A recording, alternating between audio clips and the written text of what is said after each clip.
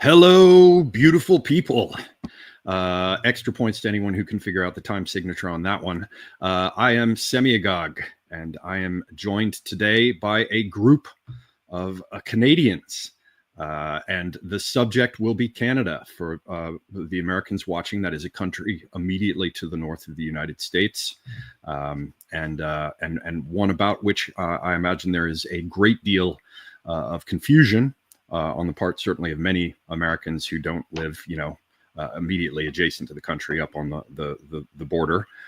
We're hoping today to get to the bottom of the question of whether or not the United States and Canada are at this point some kind of enemy.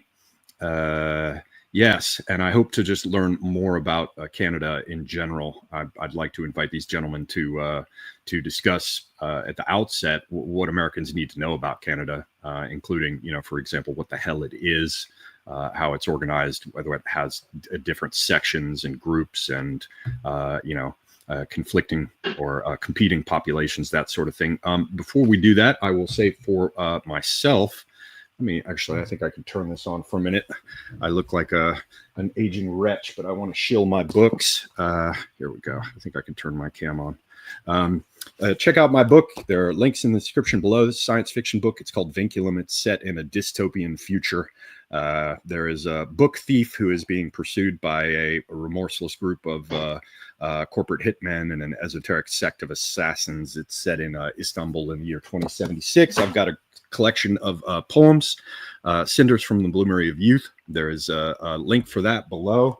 And also, just because JF was very kind, had me on in the early days, went a long way towards promoting my channel when nobody knew about me. I want to recommend his book, The Revolutionary Phenotype. Oh, nice. Which I didn't know you had these books. I'll certainly buy a copy. Yeah, well, this is a great little book. Don't let the size of it fool you in terms of its implications. I can say I've actually read it. Maybe one day JF and I can discuss it, and he can patiently explain to me as a non-scientist the various things I don't understand. So I'm going to stop my cam here. And before we get started, invite each of my guests, maybe going clockwise, starting with JF, to introduce themselves, let everyone know where they can find you, where they can follow you, and for people who may not know you or your work, give them some sort of quick introduction. All right, I'm JF. I'm a biologist, the author of The Revolutionary Phenotype, and you can find me streaming almost every day on Rumble at this point, on JFG Tonight, and you can have all my social media link at jfg.world. Excellent. Kryptos? Yeah, I'm Kryptos. I do mostly Substack writing, although this is my busy season right now, so it drops off a little bit. But you can find me at seekingthehiddenthing.com, and on Twitter, at _Kryptos. I'm generally pretty easy to find there. I think most people know who I am now. Excellent. Thank you. And thank you both for being here. Mr. John Carter, Warlord of Mars of Barsoom. Yeah, so I'm mainly on Substack. I write the postcards from Barsoom Substack, barsoom.substack.com. And you can find me on X as well, at Martian Weirdlord, WYRD. Excellent. Again, thank you all gentlemen for being here. Thank you to everyone who's joined in. All right, I'm not going to be putting up with bullshit comments in the chat. Certainly not about my guests. So hopefully I've got some mods in here. If not, I'm going to have to come through here and deal with this myself. Just to let everyone know in advance, please be polite and don't be stupid. So we're here for well, hopefully I will learn quite a bit, because I've realized I've been to Canada 2 times. Once, I think, in 2010 to Vancouver, once in, I think, 2012 to Toronto. Both times I was very badly treated at customs. I was there just briefly to have some work meetings, and they carried me off into strange back rooms and interrogated me about whether I was coming to take jobs from Canadians. It was very, very strange. It was also quite dystopian. I remember I went to a nightclub in Vancouver, and in order to go into the nightclub, remember this is 2010, I walked in, and just to be able to go into a late night dance club, they took my photo ID and scanned it, and then they had this weird, sort of webcam ball thing at the door, and they like captured my face. Clearly, they wanted to be able to show law enforcement that they had not only the identification but the matching face in case of any sort of liabilities. Very, very strange. You know what I'm going to do? Did I see JF in here? Just to keep this smooth, I'm going to give JF a mod wrench. So behave yourselves. Yes. Never give a libertarian a mod wrench. She won't do anything with it. Oh, well. I have never, I have to say, I have never had any problems going into Canada through the airports. I did, even as a Canadian citizen. I lived the same thing as Semyogog. Coming back to Canada from the US with my 2 cats, they opened my car door and the cats fled, and then I got them back. But they were like, "You're trying to get your car into Canada. Does it have an AC? You have to pay the AC fees." And I was like, "No, there's no AC. I bought this car in Canada." And so they were very nervous, I find.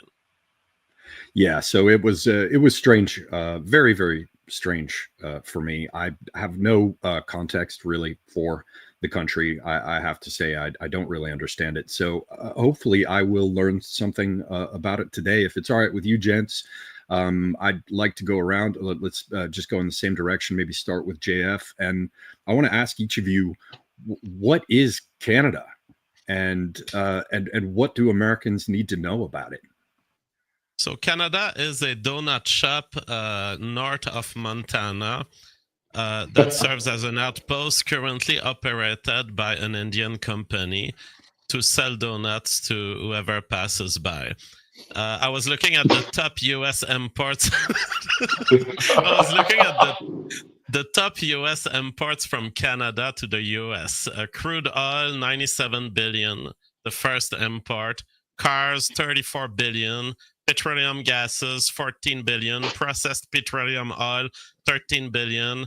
Automobile, and aluminum, number 6 at 7 billion. So we're talking about an economy of raw materials that is Canada. It's the extraction of raw materials mostly, the constructions of some cars, yes, but it's kind of a not fully developed manufacturing economy that is providing to the US a lot of the raw material for its economy.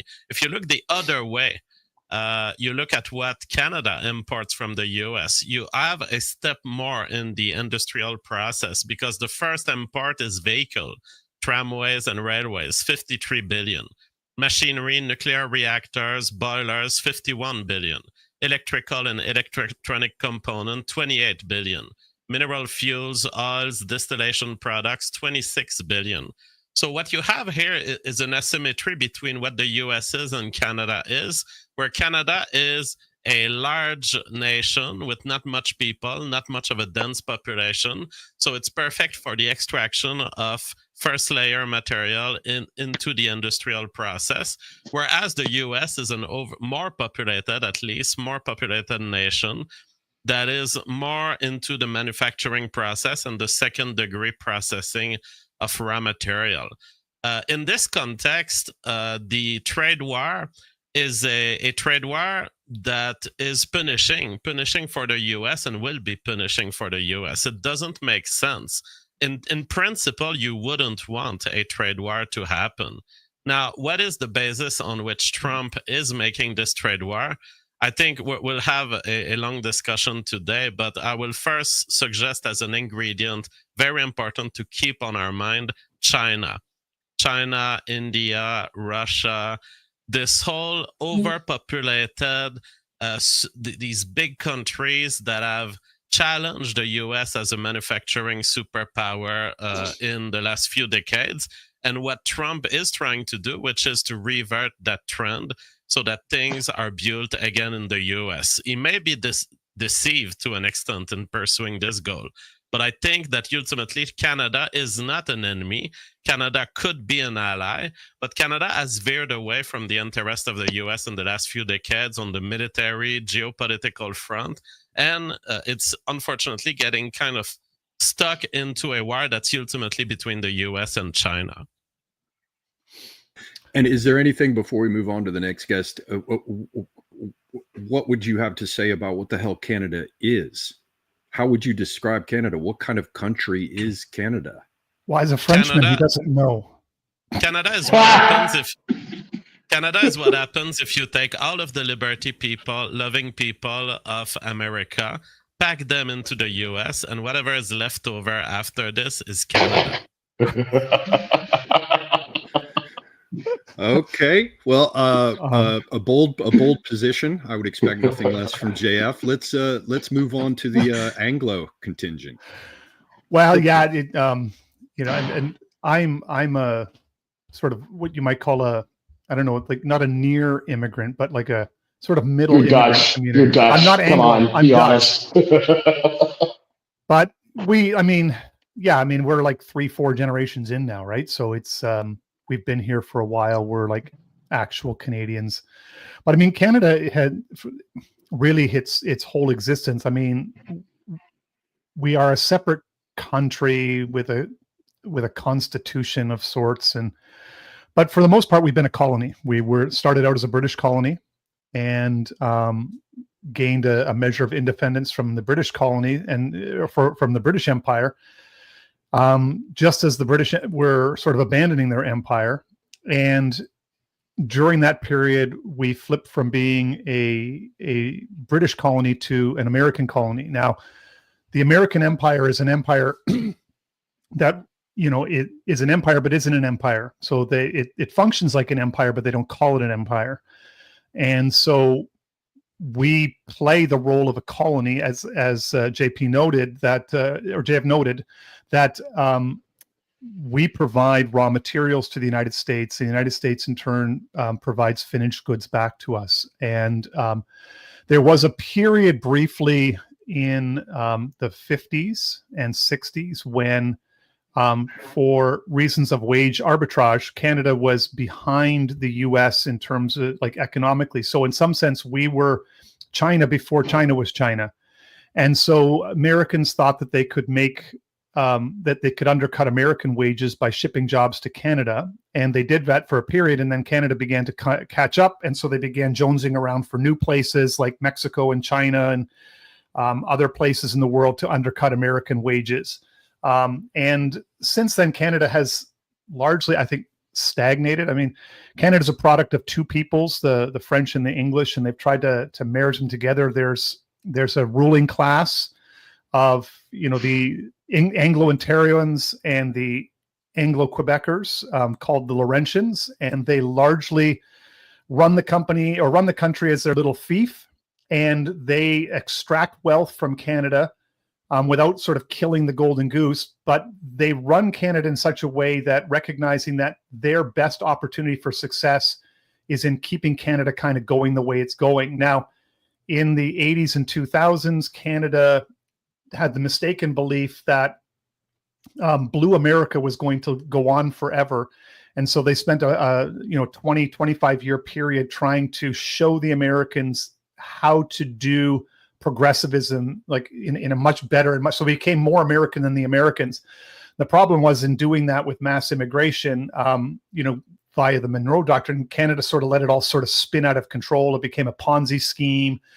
China got in there, and now there's the fentanyl problem, money laundering problem, and they're kind of caught between a rock and a hard place because they have trouble dealing with immigration, because as soon as they begin to deal with immigration, property values are going to collapse and the economy is going to be exposed for the shell game that it's been for the last little. So that's kind of in a loose way sort of what Canada is. It's an American colony already that works well as an independent state, but and it has its own culture of sorts. But that's kind of the long and short of it. I mean, Canada in many ways is more conservative than the US.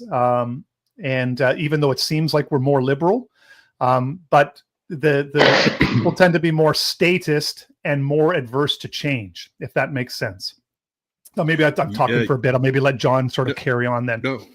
No problem. And we'll come back around to get your thoughts as well on what you make initially, about this idea that they're enemies, since JF covered that as well. But I want to ask just very quickly, you talk about a Laurentian elite, and you talk about it being a combination of both French descent and Anglo descent groups working together.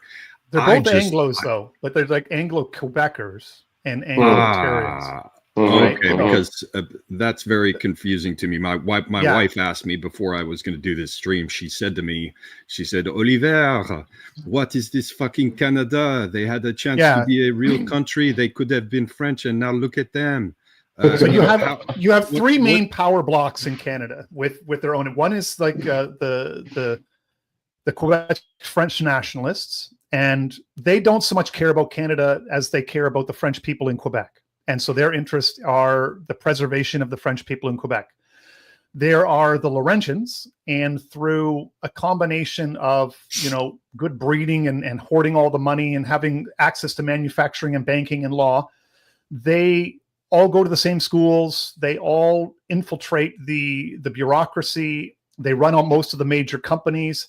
They have generally kept people out through rules like bilingualism. So they promote, you speak French and English. It gives you access to the upper levels of the bureaucracy. And they've done a very deft job of controlling both corporate life, legal life, and also banking. And then they're spread throughout the bureaucracy. And then the other group are the Albertans. And they're basically sort of like the prairies and, resource extraction. And the Albertans as a power base, they have generally tried to use populism to sort of subvert the Laurentians, but the Laurentians really have institutional control of Canada, and their political expression is the Liberal Party. And so it's basically a one-party state. And the political wing of the thing are basically the expression of this class of people that are loosely referred to as the Laurentians. And so that's sort of the overview of kind of Canadian.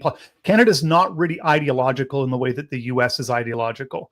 The Albertans, the prairie populists, use ideology as a way to garner electoral support, but really in many ways they're looking out for their own interests, which is Alberta and the prairies. As for where British Columbia fits into all this, I'm not sure anybody really knows. But they're out there on the West Coast. No one knows or cares about British Columbia. British Columbia is kind of like, it's not really that economically relevant. You've got Vancouver, which is like a little. There's a lot of people out there, strangely enough. Though. I mean, not enough to really matter politically, but a lot of Japanese restaurants. When I Chinese, mostly. Yeah, Chinese people selling Japanese food. Vancouver is essentially a Chinese colony at this point. Much as Toronto is essentially an Indian colony. Well, okay, John Carter, it's your chance, sir. What's your sort of introductory position on all of this? Yeah, so Canada, I would characterize as a sort of imperial project cobbled together by the British Empire out of this awkward marriage between the Québécois, who they conquered back in like the 18th century, which actually helped to precipitate the American Revolution. And the Loyalists, who were Americans who, after the American Revolutionary War, moved north to settle Upper Canada, which is now Ontario, because they wanted to remain loyal to the Crown, as their name would imply. And the sort of like national identity of Canada has always been kind of schizophrenic due to that sort of awkward founding. Right? I mean, the English and the French have been enemies for like 1,000 years. So, there's not a lot of love lost between Quebec and English-speaking Canada. It never really was. So, the Québécois, they have this kind of very sort of like ethno-nationalist position. They care about themselves and their sort of, nation, their country. Based. It is, yeah. No, I have Yeah, nothing but respect. they're Nothing really but probably the respect. Quebec And they're is actually instant. they're actually one of the more interesting ethnic groups in North America because Oh, awesome! Yeah. they are entirely descended from a founding population of like several thousand that were brought over in like the 17th century. Fur traders, and then about a generation later, the filles du roi, basically a bunch of Parisian women who were sent over on boats to be their wives. And it's just been natural increase from that on. Now, English Canada, like I said, originally founded by the United Empire Loyalists, and then you had waves of immigration coming in pretty much entirely from Britain over the next 100 years or so. And the identity, the national identity of the United Empire Loyalists was entirely based on, you know, loyalty to the empire. You know, they were like more British than the British. Every time there was a war, Canadian boys would sign up in droves to go and like, butcher people overseas, which we're actually really good at doing historically, and getting basically nothing out of it, but the joy of killing foreigners. And insofar as there was a political ideology, it was more based around red Toryism, this kind of like high Toryism, this kind of, it's the peace, order, and good government thing. A well-run, orderly, hierarchical, paternalistic state, which is very interventionist, which like, looks after its people, which maintains social harmony and all of that, which is quite distinct actually from the American model, which is more sort of like laissez-faire capitalism. And that actually worked really well for Canada for a long time. We actually were able to grow our economy quite well using these institutions called crown corporations, which are basically like state-owned monopolies that would provide services at cost, like rail transport or postal service or electricity, various other things. And the financing for all of that was provided by a national bank that would sort of put money into the economy at sort of exactly the rate that was needed in order to finance the extension of infrastructure in such a way that we were able to grow our economy, basically taking on no national debt for like over 100 years. All of this has been thrown completely out the window in the last like 50 years or so. The national identity of the country fell apart completely after the Second World War when the British Empire collapsed. If you're United Empire loyalists, who are you supposed to be loyal to if there's no empire, right? And the Liberal Party then sort of stepped in and started sort of a cultural revolution to reformat Canada in its own image. So, you're starting with this sort of like cobbled together pseudo nation state, whose original purpose was really just to deny the U.S. access to the north of the continent, more than anything else. And then on top of that, you then have this extra layer of sort of cobbled together fake nationalism that the liberals kind of put in, which is the multiculturalism, the all the human rights stuff, the Tim Hortons, the hockey, Molson Canadian beer, public health care, sort of all of these things that they sort of added over time. At the same time, they replaced the old red ensign flag with the maple leaf flag, which sort of removed the ethnic identifiers from our flag. They changed the national anthem. They even changed the name of our national day from Dominion Day, which is a reminder that we're a dominion of the British Empire, to Canada Day, which is sort of, something which is relatively stripped of any historical significance. And by using the top-down paternalistic state control of the education system and the media, like the Canadian Broadcasting Corporation, as the exemplar of that. They were really very effective at reformatting the Canadian self-image into this sort of, away from more British than the British to more blue American, or no, more blue state than the blue staters, basically. Yes. So yes, so like it's still this kind of weird, twisted imperial loyalism at the heart of the Canadian sort of self-conception, but it's just been like redirected towards like New York City and California, effectively, and away from like what it was historically. And I think to draw that towards the kind of question of the day, are Canada and America enemies? I would say yes and no, because America, like Washington, is kind of like, fallen to the forces of MAGA, right? You've got this kind of Thermidorian counter-revolution, which is seized control in Washington, is rapidly disassembling the various power bases of Blue America, both in the capital and around the country. Going after the academy, going after the bureaucracy, the deep state, all of that. And on the imperial periphery, the loyalists of the empire, of the Blue Empire, are kind of retrenching, right? And you see this happening in Europe as well, where they're acting to throw political opponents like Marine Le Pen, for example, in jail. Using the courts to try and tamp down on populist anti-elitism, on the immigration question and things like that.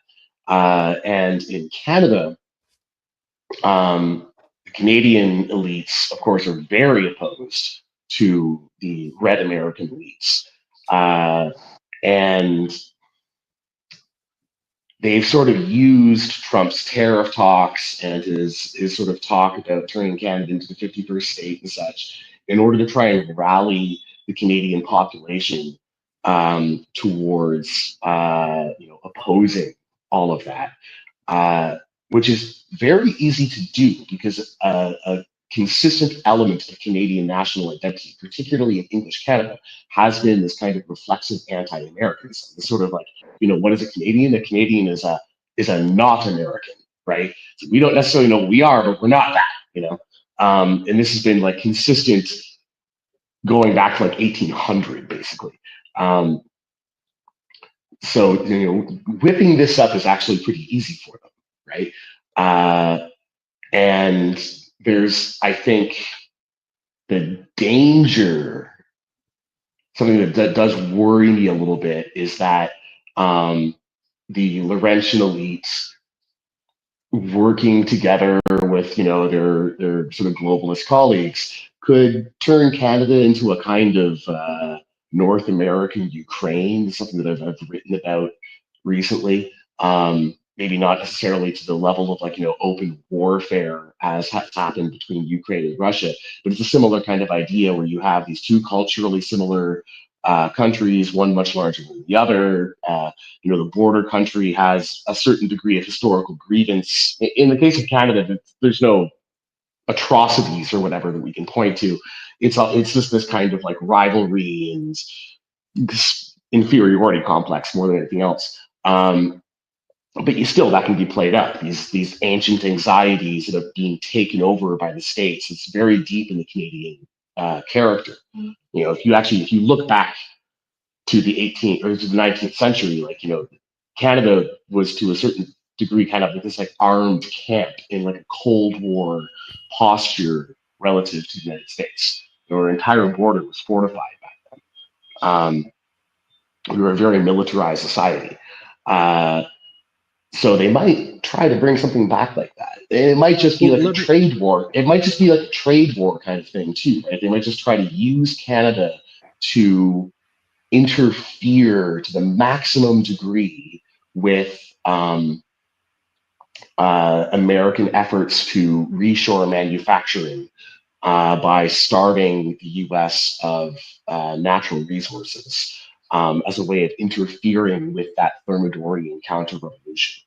And then, of course, as Crypto's also mentioned, you've got these other issues of massive foreign influence in the Canadian government, which has been deeply penetrated by China in particular, but also by India. India. And let me then you've got the jump in. fentanyl issue, which go ahead. Sorry, I just want to. I want to get into that thing about foreign penetration. That's very, very interesting to me. But you brought something up about this latent tension that can be exploited along the border. That is interesting to me, because once upon a time, the United States was divided between the sort of Southern Cavaliers and the Northern Yankees, and in some respects, from what I've heard about the Canadian elite, I think it might be fair to describe them as more Yankees than Yankees. Yankees, of course, being New England. It's kind of a weird sort of thing, because at the period of the Civil War, Canada actually, Canada and the British actually supported the South against. They saw it in their interest, because there has always been moves from the U.S. to, especially during the colonial period, during colonial expansion, which was going on until almost the end of the 1800s. That there has been 2-3 rounds of trying to annex Canada.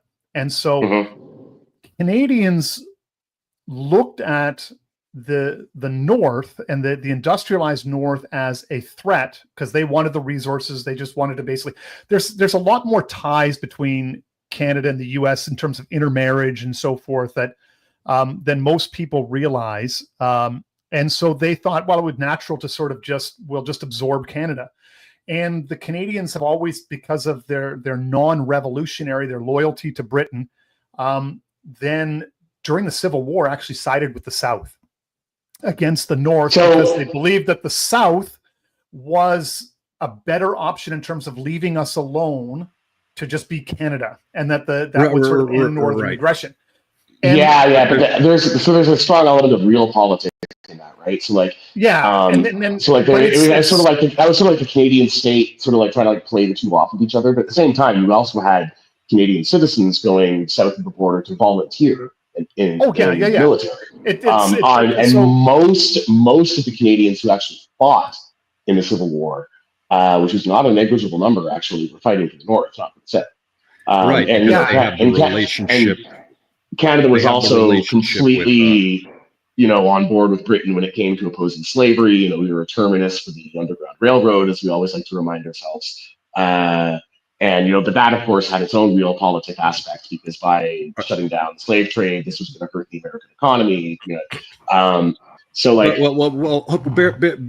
Bear with me just for a moment here, gents, because I just brought that up as a quick bit of background. That's a rabbit hole I did not entirely want to go down. What I was trying to underscore was the aspect of playing games in the new world based upon existing fault lines. And what's interesting to me is you would think that a proper place to introduce a wedge would be between the French-speaking and English-speaking parts of Canada. Now, don't go crazy down that road either, because that's not entirely where I'm going. What I'm after is, we now have a situation where there's this election, in Canada, and it seems that there's something going on with dividing the United States, with a wedge put into it, as you described, John Carter. But here we see that there's a considerable amount of confusion, or at least there's room for confusion, and there's confusion on my part, because the Canadians are saying, "Hey, Trump came in, and the conservatives were going to do great. Everything looked good." And then Trump came in, and suddenly he's agitated Canadian nationalism, allowing the liberals and the rest to make hay with it, to exploit it. So I've seen a lot of Canadian conservatives saying this, and it's something of a half truth. So the Laurentians have absolutely capitalized on the ostensible threat that Trump poses in order to kind of play up this sort of like boomer Canadian nationalism. And it's very much a boomer thing. Like if you look at the Liberal Party rallies, it's all gray hair. Now that said, in my opinion, the main reason the Conservatives have been floundering is because they are the cuckiest cucks that ever cucked. The only thing that Pierre Poilievre had to run on the entirety of his campaign for the last 2 years has been "I'm not Justin Trudeau," and because Justin Trudeau had become so reviled by Canadians. I mean, there were F Trudeau flags flying all over the country, which that's a level of vulgarity that you do not typically see in Canadian politics. That was enough to put the Conservatives just way, way ahead. They had a 20-point lead, I think, comfortably for several months. Yes. And then Trudeau resigned, right? And then so suddenly, Poilievre, the leader of the Conservatives, he has to run on the basis of his policies. Well, it turns out his policies were not so different from those of the Liberal Party. And then the Liberal Party, very cleverly, they actually outflanked the Conservatives on immigration. So the Conservatives, they just were not talking about immigration at all. The Liberals bringing in 1 million people per year, packing as much biomass as they can into Canadian cities to keep those real estate prices inflated and keep those wages low. Poilievre wouldn't talk about anything but housing prices and how we need to build more houses, but he never talked about reducing the number of immigrants coming in because he's terrified. The CBC is going to call him racist if he says that, right? And then suddenly, he's been co-opted by immigrant groups. Exactly. And he's out there pandering constantly to the Indians. All those pictures you see of Trudeau, wearing ridiculous headgear, as he's at some Indian religious ceremony. You can find exactly analogous pictures of Pierre Poilievre. Exactly. Right. But could you? I want to stay focused on the question so that we can continue to roll around. I realize you're. Sorry. To sum up, what I was trying to say there is that basically, the reason the Conservatives collapsed in the polls is because there was very little substance to their actual campaign. And once Trudeau was out of the picture and they had fresh blood in, the Liberals were able to wash the taint of Trudeau off of themselves. And suddenly all of the votes flooded back to the Liberal Party. Absolutely. John Carter is correct. It's amazing how the Liberal Party, as a party of power, is always ready to do whatever it takes.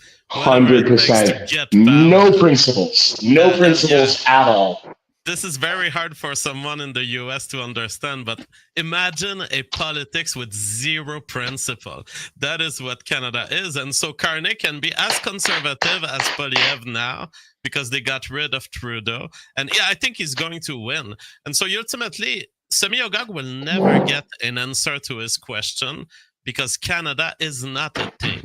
And I'd like to talk about differentials here because you've opened it up by dividing Canada in 3 sets of interests, the Laurentians, the Albertans being the important one from an English perspective. And I believe that we have to understand that this trade war is a trade war that has a differential effect on the Albertan type versus the Laurentian type. And that ultimately it is a trade war against the Laurentian bureaucracy. Because first you have Trump, who has made special rules and special tariffs for oil in this trade war. Lower tariffs are imposed on oil. So to me, that's a wink from Trump that what Trump really wants to do is not so much to deprive the input to Alberta of American money, but he wants to reconfigure the trade structure so that it stops constantly feeding this northern super bureaucracy that's developing in Ottawa and in the liberal provinces of Quebec and Ontario. I also believe that this trade war will have a differential effect on the consumers. People who are more dependent on consumerism, people of the city, people of liberal places, will be hit stronger by this trade war, by these tariffs, than the Albertan who buys his, like I am, buying my beef locally, buying my eggs locally, and not needing much to survive from the international economy. I don't think much of what I have, other perhaps than the computer and the car, is really an import. And so it depends on how close are you to your local subsistence economy. And I think that the liberals have lost it in building these complexities, building these bureaucracies where everything is interdependent. Trump is kind of throwing a rock in their pond to see what happens. I have two quick questions, and I'll start with JF, and then we can move around, and also, Sure. add anything that got missed. And in case you didn't see the private chat, John Carter, I just muted you briefly because of the background sound. You've got the mute and unmute button there that you can use. So apologies for that. Sorry, I should have muted myself before I moved. That was my fault. Oh, very rude of me. No worries, sir. No worries. So I sort of have kind of two questions on this thing with who's the guy who's tapped? Is it Carney? Who is that? Carney, his name? yeah. Mark Carney is the current prime minister and leader of the Liberal Party. Yeah. So the question I have is, first off, would there really have been a difference with conservatives? So if Trump was actually tipping things so it went back in the liberal direction, is there any reason that we would have to believe that a new person in the Liberal Party would be worse, or that keeping an or having a new conservative representative come into power or leader come into power, that it would be better? Like my thing is, if it really is as stitched up and as corrupt behind the scenes as it appears that it is, does it make sense to assume that it would really not be in Trump's interests for someone in the Liberal Party to come into power, given how Canadians vote? I'll skip my second question, actually, because this one is interesting to me. Because Carney will be in power, I think. So I think it doesn't matter. Trump doesn't have control of this. He is merely reacting to this. Well, because I did see, JF, one thing where Trump did say something very interesting. I can't remember which one of these sort of free-for-all, like take questions from the press during a executive order signing it was, but there was one time when I heard him, I can't quote him exactly, but he said something like, yeah, I did, I threatened to put the tariffs on Canada, and we pay so much, and they've been getting a free ride, and and it looked like it helped the liberals. But he said, I heard him say it. He said, yeah, and it seems like it helped the liberals. Yeah, he did say this, that he was more comfortable with Trudeau and Carney than he was with Poilievre. Well, but I don't know, is that Trump bluffing? I don't know. Yeah, I saw that quote, and I wasn't sure how to. There is also, remember too, that before Carney was but at some point he was the chairman of basically the Canadian equivalent of the Fed, so the Bank of Canada, and he also ran Brookfield. It's like an investment fund, financial, and they bailed out Jared Kushner to the tune of $1.1 billion. So there is So the question is that he, having Carney in place, there's the sort of question is, does he like Carney because he's done business with him before and he knows that he can do business with him again? Does he owe Carney a favor? There's all these little backstories that go up there. But I kind of have a theory about the whole, how things played out on the ground, because I think for a lot of people it doesn't make sense, at least to Americans. But there is this kind of global phenomenon, and I know people from the South and red Americans struggle with this a little bit. But that's sort of, I think, for everybody outside of the U.S., sort of red America is kind of like, I wrote a piece on it and I called it sort of bad America. And Trump is the leader with all the bluster and everything, sort of bad America. And he's a symbol of all of the worst aspects of global politics, Nazi party, and skinheads in Europe or whatever. But basically a lot of global power instruments are there to keep Red America out of power. And so there's this great fear. And so, many Canadians here, they actually wanted Kamala Harris to win. And I know people are going to find that very bizarre and to think, but when Trump became president, I had somebody who was a conservative voter, lifelong conservative voter, say to me, well, I'm reconsidering my vote now. I'm not really sure the conservatives are the best party now that Trump is in office. And so there is this sense that, and there's kind of a weird thing, even though with Trudeau, everybody was mad at Trudeau, but but Poilievre is, nobody likes him. Even the conservatives don't like him. And I don't know why he ended up, maybe he was just the least bad of all the other candidates at the time, but it was just, yeah, man, it's all just like the internal politicking and but he is just it's the same way that like Maxime. That's all that they all pick. Yeah, that's how the conservatives have consistently elevated the weakest candidates they can. The same you act like the Maxime Bernier race, like leadership race back in like 2015 or whatever, when he got sidelined in favor of that Andrew Scheer non-entity. The conservatives they're the Washington Generals of Canadian politics. Just like the in Republicans many ways, used to be. And they're there to be the foil, the bad guys for the liberals to be. And and I think Trump understands that actually. And one of the, you're talking about how Red America's bad America, and in sort of Europe and Canada, it's sort of blue empire territory, right? And Trump, MAGA, needs to kind of defeat the enemy in the provinces now that they've sort of driven them out of the imperial capital. And part of that is, okay, well, you've got your local generals, but they're all useless. The British Conservative Party are just, they're all Blairites. The Canadian Conservatives are basically liberals. So in the same way that Trump had to sort of take over the Republican Party and just gradually purge it of the influence of the GOP and turn it into MAGA, he's pretty much got to do the same thing to the conservative parties in the imperial provinces.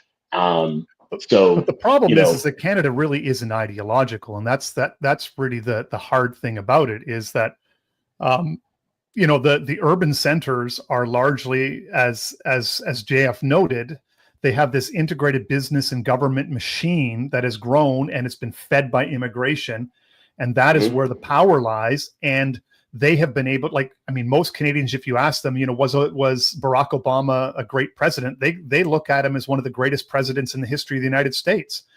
And so they, when Trump comes into office, the propaganda from the Liberal Party, now that they've cleansed basically Trudeau became a scapegoat. They were able to put the sins of the Liberals onto Trudeau, send him off into the desert. The slate is wiped clean. Trump comes to office, starts blustering 51st state. And Carney was able to pivot and basically become the guardian of Canadian nationalism. And while at the same time protecting being a protector of the world from bad America and Trump. So he gets the best of both worlds. Now, how much real is it? I don't know. As JF said, the Liberal Party has no principles other than the interest of the Laurentians. And so if it's the interest of the Laurentians to be hyper-nationalist and anti-immigrant, they'll become hyper-nationalist and anti-immigrant, and they have all the levers of power to make it happen. And this is why I make the analogy to Ukraine, right? So in the Ukraine, the globalist elite were quite happy to foster this, hyper nationalism, it's ethno-nationalist sentiment there, up to and including literal neo-Nazis in the form of the Azov battalion. And it seems just judging by Carney's rhetoric since taking office, is praising of Canada's British and French heritage, and all of this kind of the picture can have no language. brown people in them at all. It's Right, crazy. yeah, It's like you look at there's no brown people in the picture. The semiotic content is completely like, you know, divorced from what the liberals have been all about since like Pierre Trudeau, right? And it's like this complete about face. And if you, but okay, who is Carney himself, right? Like, is he someone that you would expect to be like this like Canadian nationalist? Like, no, actually. Like, the guy started his career at Goldman Sachs. Then he was the governor of the Bank of Canada, as you noted. Then he was the governor of the Bank of England for like 10 years after that. And then he went to like work for the United Nations, UN Commission on Climate Change, Net zero, global equity, or some stuff, right? And like, you know, he wrote a book back in like 2021 in the middle of COVID politics called of values. Yeah, exactly right. Which is basically like, you know, politics of meaning. If you read the summary of it, it's basically Klaus Schwab, right? Like it's basically like it's all the stakeholder capitalism, you know, like World Economic Forum stuff. That's who this guy is, right? Like that's, you know, he offered up his daughter on the altar of gender Moloch in Tavistock. You know, this guy he's a true believer. So the fact that he's saying this stuff, like that looks to me like he's been parachuted in by the very forces that Trump is kind of at, you know, at political war with, in order to, you know, basically gas Canadians up to turn Canada into a kind of Ukraine-style problem for the U.S. Now, from the American perspective, like, I think maybe they saw that coming because it's an obvious play, actually. And okay, so what do you do about that, right? And I think this is actually where the 51st state thing comes in, because, like, you know, Canada has made sort of made kind of a catastrophic mistake by turning itself into this sort of like failed state penetrated by all of these global interests, China and India in particular. This is a violation of the Monroe Doctrine, right? Like, the US does not want these foreign powers getting a toehold in North America, using Canada as their little sandbox where they can, you know, smuggle as much poison across the border as they want. This is a problem. This is an obvious problem. Okay, well, that's a Monroe Doctrine violation. And also, you know, Canada is pretty much defenseless right now. Has no military to speak of. The population are deeply demoralized, deeply divided. There's basically no real sense of national identity. I mean, like, you know, you look at all of those Canadian patriotic rallies that you've seen, you know, in the last couple of months, and it's either, if it's liberal rallies, it's all gray hairs, you know, it's all boomers, and if it's the Conservative Party rallies, it's all immigrants. Actually, you don't see any like young white Canadians in any of these things, because they're all just like disgustingly demoralized. Actually, well, with the business of having, and I'll let you jump in, JF. Let me just get the question out.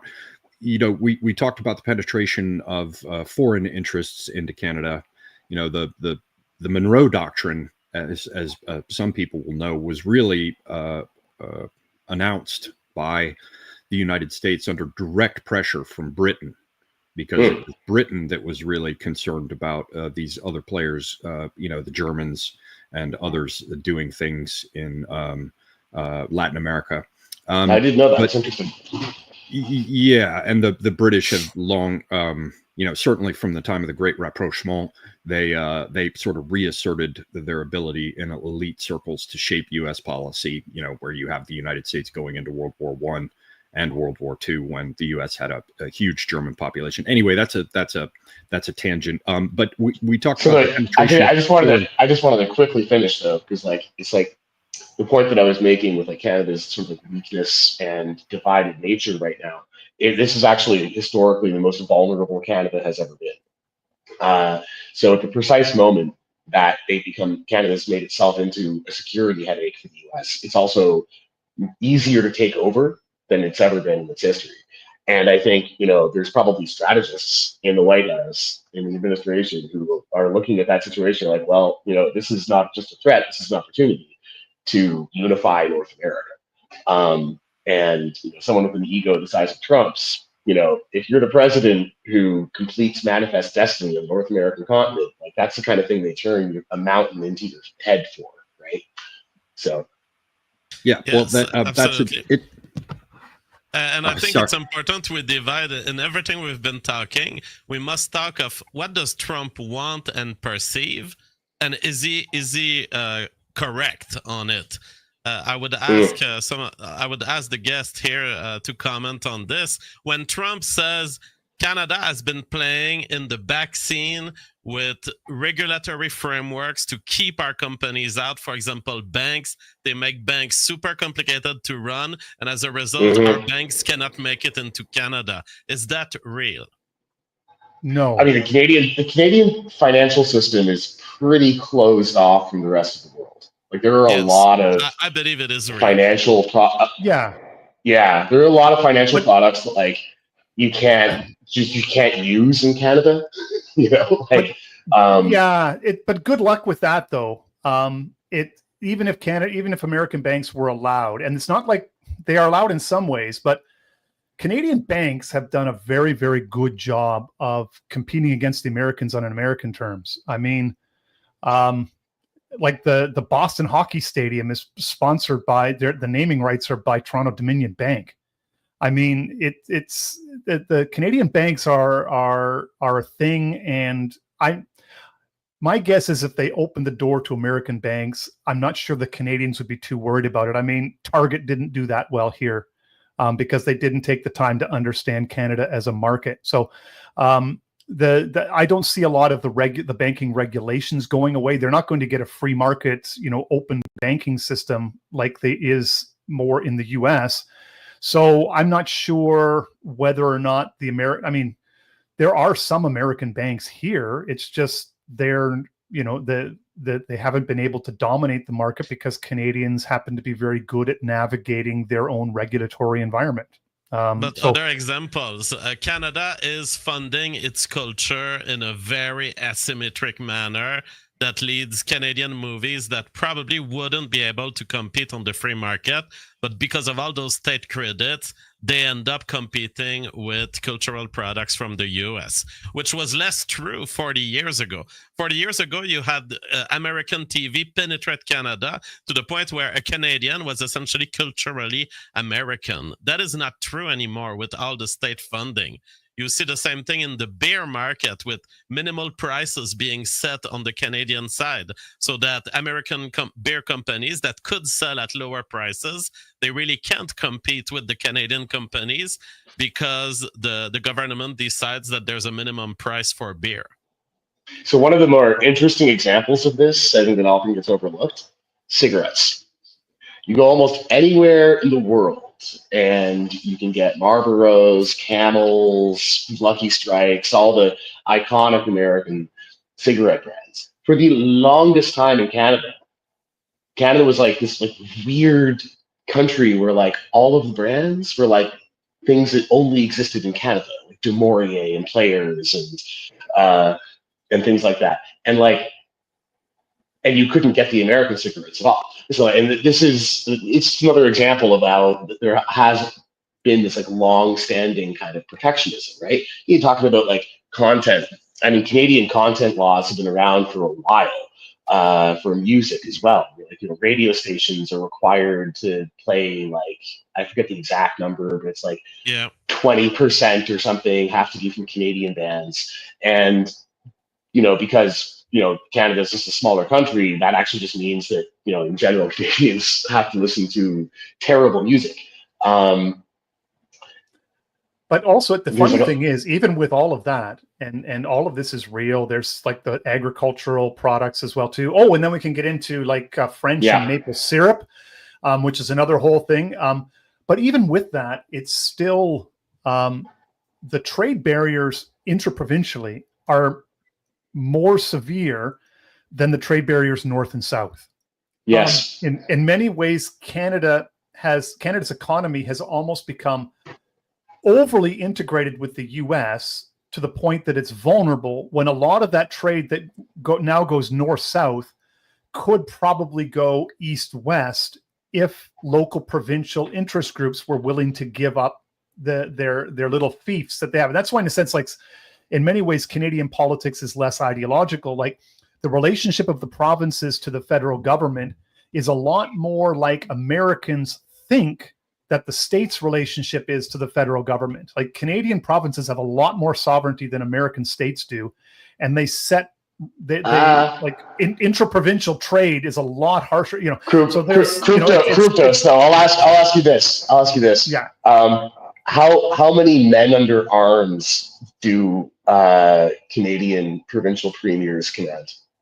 Well, no, that's a thing though. But at the same time, like I get that, but at the same time, the federal government still hasn't been able to break open the trade barriers between provinces because they just it's the Albertan threat. If you try to take away our trade barriers, we're just going to make a deal with the U.S. And so let me yeah. Sorry, finish your point, please. I didn't mean to interrupt. Yeah, no. And so it's the problem with like Canadian trade is just the way that Canada was put together in terms of so there was always this kind of fear of the North-South relationship, which in many ways is more natural than the East-West relationship. And so this East-West relationship was in some ways forced on the country by the Loyalists to prevent Canada from being merged into the U.S. And so they artificially created this East-West relationship when really most people like on the West Coast want to go, like British Columbia is basically like Oregon and Washington and California. The prairies are like Montana and South Dakota. Ontario is basically a part of the Midwest. And like in terms of families and stuff moving back and forth, all of us have families on both sides of the border. I mean, Quebec is its own thing. And the Maritime provinces have deep ties into New England. So keeping Canada together as an East-West sort of function has been kind of bizarre. But at the same time, a lot of these provinces, they have, guarded their little fiefs very, very carefully within the whole thing of keeping Canada together. So there's always this threat of breaking the whole thing up and becoming America. So that leverage is used for the provinces to keep a tight rein on their own little fiefs as opposed to the national interest. And this then, of course, gets into the whole, like, well, what is a Canadian? And in many ways, the French were allowed to have a strong ethno-national identity, but the English were expected to have a weak identity so as to allow for the inclusion of all these groups that were needed to be invited in, like the Germans, Ukrainians, and all these the Dutch and all these other groups to sort of fill up. That's because the Anglos were the imperial, right? They were we're the imperial people at the core of the Canadian project, right? Just like Austrian Germans in the Austro-Hungarian Empire, their own, like they had the weakest national identity of any of the various constituent ethnic groups in that political mess. But multiculturalism was also used to undermine the French position. The idea is if we could make Canada a multicultural nation, this would then undermine the French position vis-a-vis Canada, and we could then create a unified multicultural Canada. And all we've done in the process is create a multifactional country now that's divided not only on these provincial fiefs, but now you're also getting ethnic fiefs. Chinese communities that are beholden to the Chinese government, Indian groups that are working basically as clannish ways to sort of loot Canada. And then the French still remain the French, the Anglos are still trying to hold the whole thing together. Back to what you're talking about. I want to go back to like you're talking about sort of the political economy of Canada, actually, because there's something really interesting there, and in terms of a contrast with our southern neighbor, right? So the U.S. was originally set up to be sort of more or less self-contained states that were federated together, but retained a very large amount of sovereignty. Each with their own state church and like state militia. At least until Roosevelt, anyways. Yeah. And like over time, that kind of became more integrated, which is resisted by the states, and continues to be resisted to this day.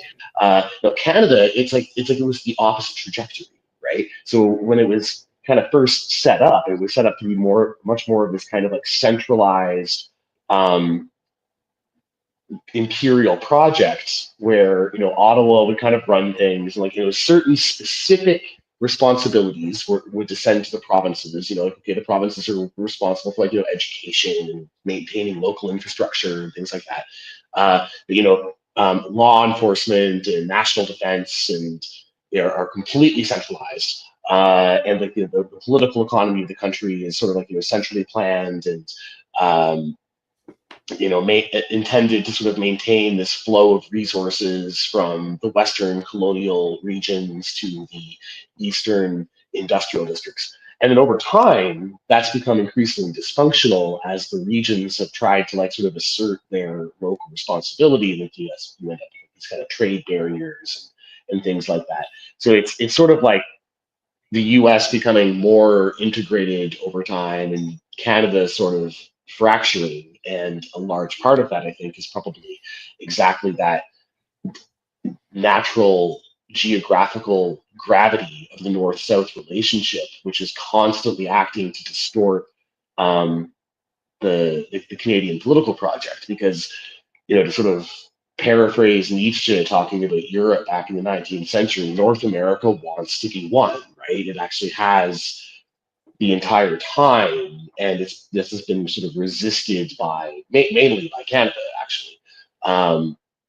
But the sort of historical, economic, cultural vectors all point in the direction of the continent, one way or the other being unified. And if we're May I talking step about in? breaking up Canada, go ahead, Samyogak, but we need to talk about breaking up Canada and the 51st state. That's exactly where I wanted to go. So allow me to set the stage for it from a geopolitical perspective as I see it. And this kind of builds on some of the points that John Carter was raising earlier. You've got Canada up here at the Canadian Shield and the rest. It's packed with mineral resources, many of them at this point still unexploited, right? There's also the issue of the changing climate in the Arctic. The Russians building nuclear-powered icebreaker fleets. The United States is, running around trying to play catch-up well behind Russia in terms of that technology. You've got China coming in, talking about being a near Arctic state, and recent games that have been played on the board have led to Russia and China being pushed together. And so China is getting more involved in the Arctic via its relationship with Russia. Of course, there's all sorts of mineral extraction stuff going on and plans for mining and the rest in Greenland that China was involved with. So if you take a look at Canada on a map, the United States has rather neatly got Canada bookended in the west as a result of the acquisition of Alaska.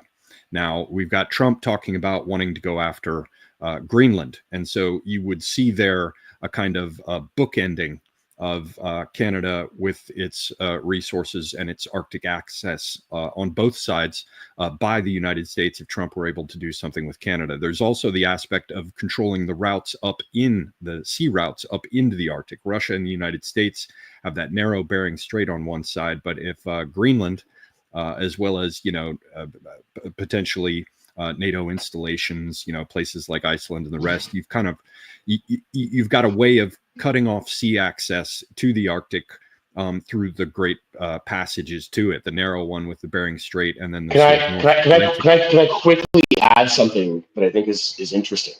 You'll also note that Trump has been talking about taking the Panama Canal back, and it is also notable that Argentina is exploring a free trade deal with the U.S., which sort of indicates closer political ties. So if you were to be able to complete that, right, if you have Argentina, that means you have Patagonia, that means you have the Cape of Good Hope? Cape Horn. Cape Horn, thank you. You have Panama, and you control the Northwest Passage. You completely control trade through the Western Hemisphere. Yes, and with the Panama Canal, you get not only the rough country of the Darien Gap, where the Pan American Highway still does not cross through, but you literally get a fenced-in moat in the form of the Panama Yes. Canal, where it's Exactly. easy to bring in military and cut it off. So yes, Exactly. there is some sort of hemispheric play going on here. But let me finish this this picture, because you've talked about the natural fracture lines. I've heard some Canadians talk about how the Albertans and the people out in the prairies, they're, you know, many of them are of American descent. You've talked about the issues east-west with the different factions and their fiefdoms. But we've also, and so we're talking about the resources, we're talking about Arctic access, we're talking about geostrategic choke points, and then dead in the middle of this, we've got this area that's being pumped full of Chinese and Indians. And once upon a time, if I were, you know, one of these population moving imperial powers, everybody likes to talk about how the U.S. is into that, but I would suggest they look closely at why there are millions of Indians in Africa at this point and who put them there. But the interesting thing is, if I were an imperial planner, I'd say, yeah, we can bring in cheap labor and pump Canada full of Indians and Chinese, because the Indians and the Chinese are at each other's throats. And so we wouldn't have to worry about those groups forming a block against native Canadians. But what we've seen just recently, if you take a look at the Chagos Islands deal, which affects Diego Garcia, people into geopolitics, they're going to know about the importance of the military base there. They've also got a massive extended economic zone or exclusive economic zone, and there are probably some interesting things in terms of mineral and energy resources there. But recently, you've heard all the talk about giving up the Chagos Islands. You know, keep the base, get a different lease, but what you end up with is a shift to where the Chagos Islands are now considered the territory of Mauritius and no longer of Britain. Well, I bring this up because you would think that the Chinese would want to be involved. They're worried about stuff in the Indian Ocean. You would think that the Indians would want to be involved because it's a strategic point relative to India as well. And the Indians and the Chinese are having all sorts of spats with their, recently built up blue water navies. And yet both the Chinese and the Indians came in and said they agreed together that this was, a vestige of colonialism and it had to be removed, and the sovereignty has to be turned over to Mauritius. So what I'm saying is that relations between India and China are improving. And if you're in a situation where both China and India are willing to pull levers through their populations abroad, and Chinese, I view all intelligence services as fundamentally overlapping with organized crime. So, if the Argentinians want to cause a problem for, Algerians want to cause a problem for France, it's easy for the Algerian intelligence services to get in touch with their contacts with gangs inside of France, and suddenly you've got trouble everywhere. Likewise, I think that it's a straightforward thing for the Chinese to get the Chinese population in Canada to do things. It's a straightforward proposition, probably, as long as everybody's bread gets buttered with ghee, for the Indians to get the Indian populations in Canada to do things. Now, if you get the Indians and the Chinese cooperating, well, now looking at Canada, you've talked about the fault lines. And JF brought up this idea of splitting up Canada. I wanted to add to that picture. You guys have sketched some things I wasn't aware of about how deep and serious those fault lines are. But if you throw in Quebec, and the idea that the United States could do some interesting things there, for example, to back the Quebecois, I'm not saying that they will, right? Or that they would be welcome with such games. But I see the fault lines with the new populations where the Chinese and Indians could work together. The geostrategic interests here, especially with the Arctic and China. Russia is not going to be disinterested about all of this because, they're still Arctic bases, though they've been reduced to a low level of operation and they're handled remotely. There's still Arctic bases all over Canada. So now we have all sorts of fault lines. All sorts of very interesting fault lines. So as JF was starting to say, what does Trump want from this? What do these other parties focused on Canada want from this? And based on these conflicting interests, What do you guys see as happening? Let's start with JF and move around. And here, most of my sentences have to end up with interrogation marks because it's such a mystery to me. I like what you added, that from a long-term perspective, imagine an Indianization and Chinesation of the demographics of Canada. From that perspective, taking over Canada today, that's 40 million people. It really doesn't matter if there's a lot of Indians in there. But imagine a Canada in 100 years with 300 million Indians, 500 million Indians. How does it compare to the demographics of America? And at what point does it become absolutely uninteresting for America to make this a 51st state? Because there's this mystery to me.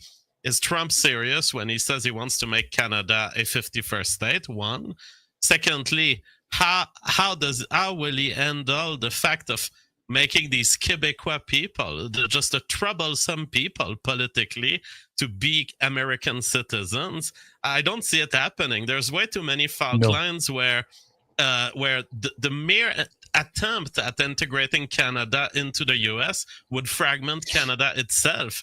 And perhaps you would have a leftover, something like an Alberta, Manitoba, Northwestern Territory. This would make sense as a state of the US, but I don't know that the federal powers would let it happen, but that would make sense. But a whole of Canada, including the hippies of British Columbia, the Native Americans of the North, the bureaucrats of Quebec, that doesn't fit into an American state. It would be hell on earth as an American state.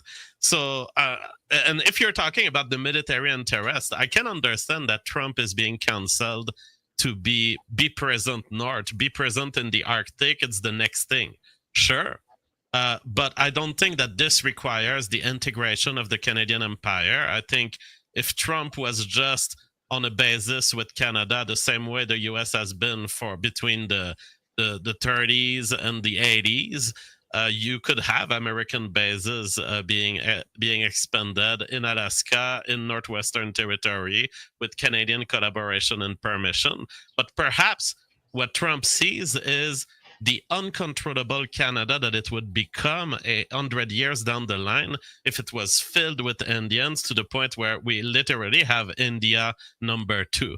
Then what would be the position of America? It would be an America that has its interface with Russia and China, with these kind of intermediary powers, even in its interface with the Arctic.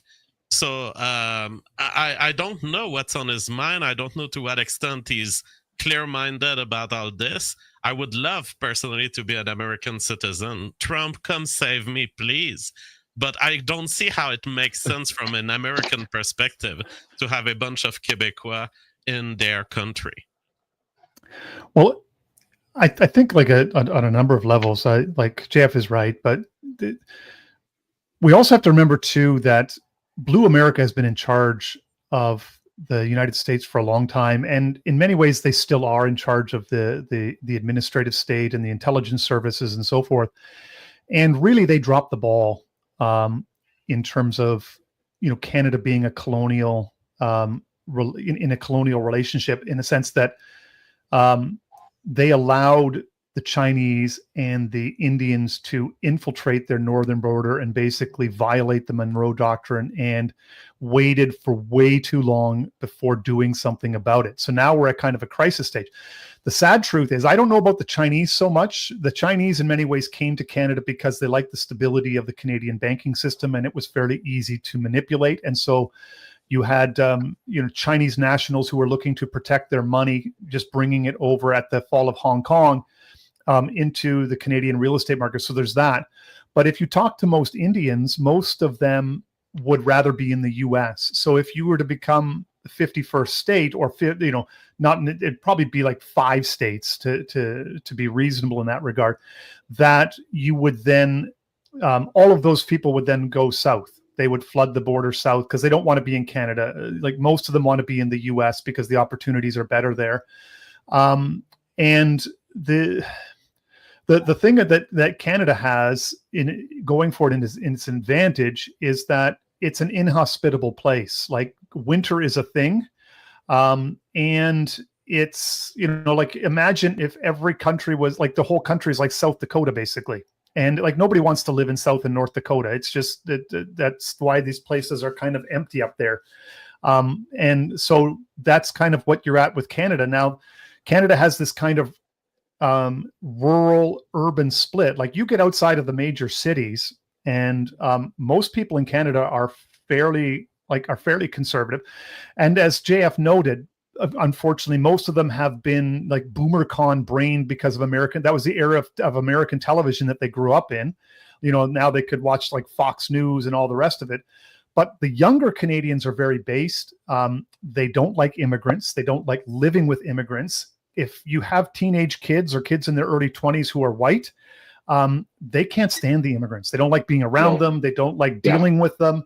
And but Canada, as it is currently constituted, is being held together by the sort of the older generation in that regard, who consistently vote Liberal.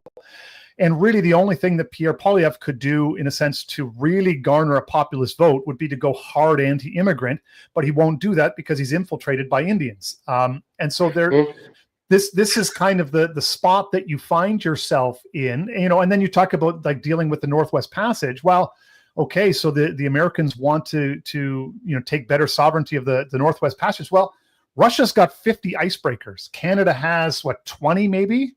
10, 15, something like that. The Americans have 5. And none of the Canadian ones, and maybe one of the American ones is it being built that's nuclear. We don't have any nuclear ones, do we? Canada has been completely unserious about developing its north, and that's been the case for a long time. And so have the Americans, to be honest with you. And that's the kind of thing. Like, the Americans have been completely unserious about Canada as dealing with it as a colony. That's kind of true. So JF was talking about, this possible future Canada, Bangladesh on a continental scale with like 500 million Indians swarming around in it.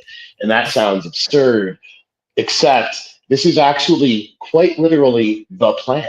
It's called Canada 2100, which is to have 100 million Canadians by the year 100, which will, in the imaginations of the Laurentian Elite, who have pushed this. By the way, I believe it was McKinsey consultancy who came up with this plan. So thanks, guys.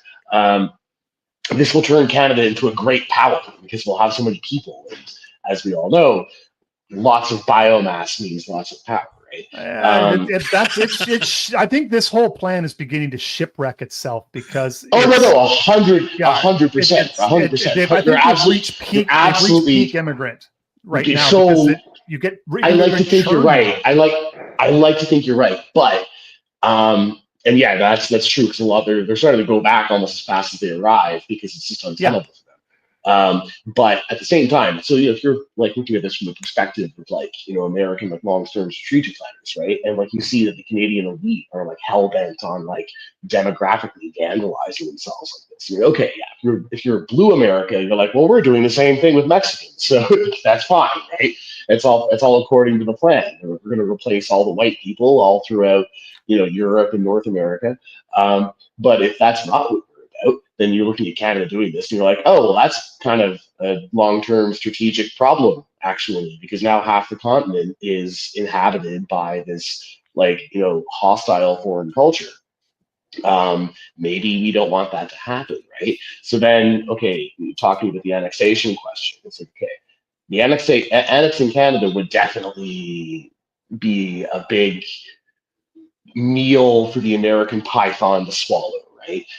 That's a lot of people at once, and these are people who have been pretty heavily indoctrinated to 5 or 6 Democrat states with 5 or 10 that's senators. That's you don't want that. Yeah, right. So this is one of the most common. I hear this from Americans a lot as well, right? We don't want Canada to just be a bunch of Democrat senators, And it's like, yeah, okay. But first of all, what's better, to have that or in the short term, or to have 100 million Indians on your northern border by the end of the century, right? First point. Second point, why are Canadians like that? Well, Canadians are like that because their neocortex has been bombarded with liberal propaganda relentlessly for 2 generations.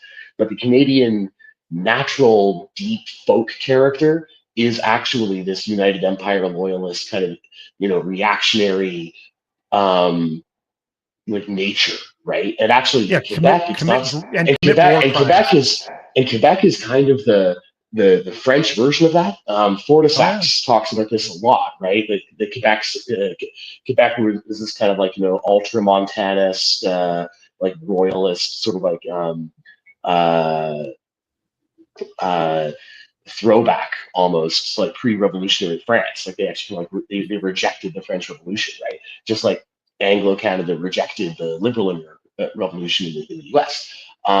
So the point there is that like this deep folk character still exists, and if you were smart about it, if you were the kind of person who understood how marketing works, and how to play to an audience and such, and who could I be talking about there?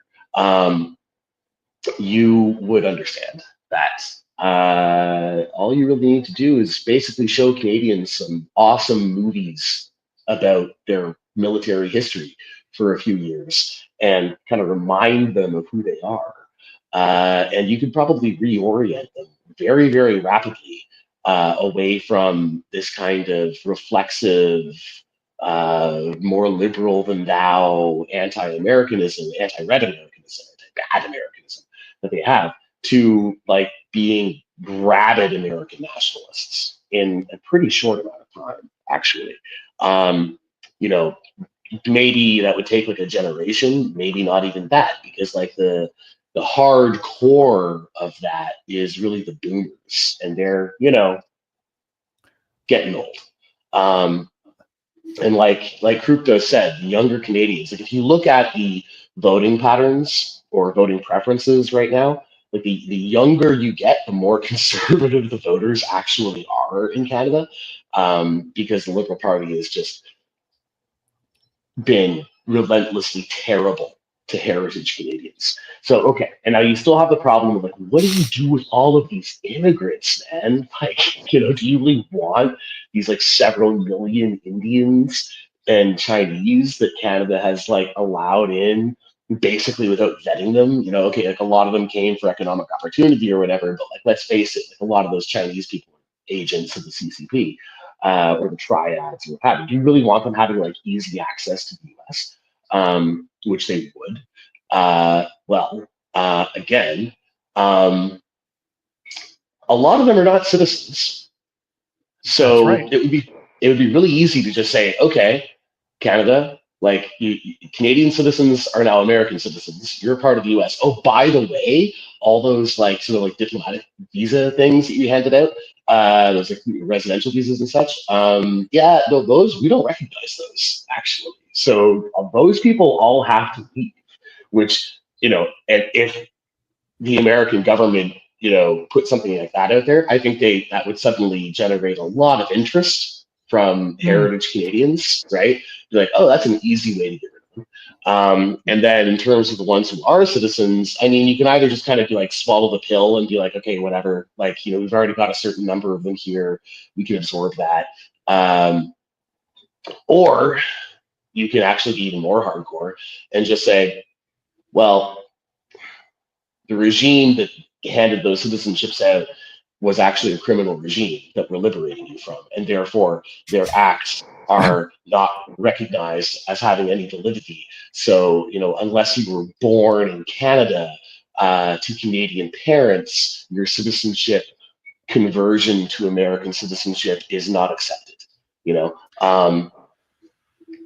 There are ways. There are ways, is what I'm saying. These are ways that have been utilized by other countries as well.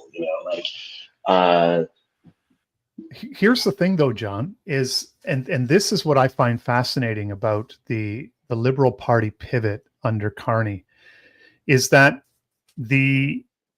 as we've noted, the Laurentians have no soul other than maintaining the power of the Laurentians, and if they are looking at the Chinese and especially the Indians as a real, they're no longer a loyal client, but are now a power unto themselves in the Canadian scene. The Laurentians will treat them as such. And it looks like this is what they're doing. This idea that, well, okay, there's 5 million Indians who have temporary work permits or visas or whatever. They've just said they're not going to renew them. And all I can think about is that movie Office Space. Remember the character Milton, who was kind of kept around, even though they let him go. He just kept working and he kept getting a paycheck, but he was no longer an employee. And they just said, well, so it was a glitch, right? And so, well, did you actually fire him? No, we just fixed the glitch. Right. And he just stopped getting paid. And so there is a sense where the Laurentians have the tools in many ways behind the scenes to just simply fix the glitch. And if they're serious, if this pivot is real, we look at like what they did during COVID, the debanking their own citizens. The Laurentians are perfectly capable of being cruel and doing the kind of things necessary to send immigrants home, or as many as to reduce their numbers to the point where they stop being a threat to Laurentian power. And I'm in some ways I'm never going to vote Liberal because of the way that they hate Christians, but in some ways I'm curious to see just how serious they really, really are, because I get the sense, and sort of reading the tea leaves from an article here, an article there, that this pivot is actually real, and they are actually taking the immigrant problem serious, in part because of the churn. They can't bring any more in. Those that they're bringing in aren't staying, and it's cratering the education system. So there's all these grifts, and then you get the problems. Now it's creating problems with the Americans, and these larger problems are beginning to threaten the welfare and the prosperity of the Laurentians themselves. Yeah, and this has roused them from their sleep, and they're going to do something. You wonder, are they going to do something about it? And that's the open question. I think you're correct that they've got a lot of plates spinning, right? And they're sort of scrambling around trying to keep all those plates from crashing to the ground, because they don't want to lose. They don't want to crater the economy. They don't want to lose the boomers. They don't, like, there's a whole bunch of things. But I guess my sort of my read on them is that like they're every bit as ruthless and cruel as you say, absolutely unprincipled. But I don't think they're very competent, actually. And like, the evidence for that is just like they've made one bad call after another. Right. And like this pivot that they've made in the last couple of months, like, I can't be the only one whose head is spinning from that. Right. Like, it's like after like 2 generations of like multicultural propaganda, and all of a sudden you're supposed to believe these people are like, it's like, no, this is like, this is okay. Wait. Crazy. For Americans, can you cover concisely exactly what this pivot is and what the tangible aspects of it? Let JF do it. Let me do it. So it's quite simple. Since the father of Trudeau in the 70s, there has been this multicultural Canadian identity is multicultural. It's all about a civic nationalism of we are welcoming everyone, and it's about the welcoming. And in fact, being Canadian is being welcoming. And you have Trudeau has actually initiated the reversal on this last year by starting to say, hey, we're going to slow down on the Indian worker visas and temporary visas. There's just too many Indians.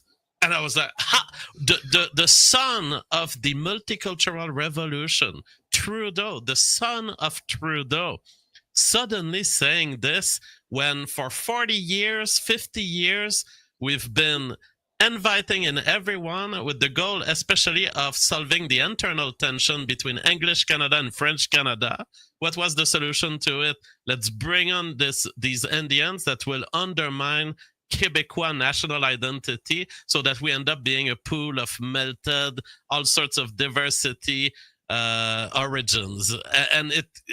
And suddenly Trudeau changed, and what we call the pivot here is the fact that Trudeau was then thrown under the bus, but to be replaced by Carney, who seems to be like he's going to be the one incarnating that change, where multiculturalism is now maybe not bad, but neutral, or perhaps to be reconsidered, to be abandoned in a certain way, at least in its extremist form. And what Well, and did what's what has been done though? Nothing. well, Yeah, absolutely nothing. It's all rhetoric. It's all rhetoric at this point. there has been some stuff Carney, of ending like non-extending the visas of those who are here. Sure. There's Yeah, been that's true. and there's been a few things in terms of tightening mortgage rules. It's a lot of it is like, this is the kind of thing why the comparison to the Office Space with Milton came to mind, is in a sense the kind of things the liberals don't want it to be obvious, because they don't want to be branded as racist, because many of the media are still very, very ideological, very, more blue American than blue American. And so they're just beginning to quietly behind the scenes fix the glitches that allow this to go. So you just begin to reduce their ability to get mortgages. You reduce their ability to come as student visas. Those visas that are here just don't get renewed. And quietly, without it ever hitting the presses, they're just trying to, like, little by little, we're just going to take the pressure off. We're going to send all of these folks. They're just going to kind of gravitate back home. And we're going to do what we can administratively to encourage that. And I think the sense that the pivot is real. I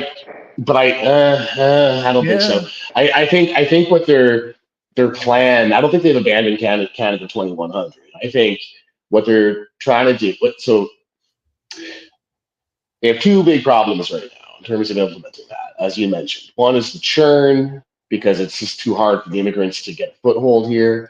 And the other is the increasing nativist sort of resentment from heritage Canadians who feel ourselves getting pushed out. Well, younger voters, like upcoming voters, are not going to put up with exactly. it.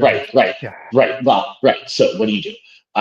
And so they're talking a lot about, we're going to build like 500,000 homes a year, right? They're going to make it. Well, Polyev is. I think Carney's been talking about that too. Not so much. So like, I think like, but I don't know. I feel like the conservative things have to be also interpreted in terms of like the intentions of the Laurentian Elite. So basically, like you take the pressure off a little bit, and you build more housing, and it's all going to be like like cheap, crappy condos, like high density urban housing, right? I see them going up all the time. And then meanwhile, exactly. No, I mean, Toronto's just like unrecognizable now. And then meanwhile, you mollify the heritage Canadians by flattering their, sense of wounded nationalism by playing up to the British and French, heritage of Canada. And like, since we've never heard anything like this for like 50 years, coming from our elite, like a lot of people kind of lap it up. It's like when you have like an abusive spouse who suddenly compliments you, you're like, oh my God, thank you so much.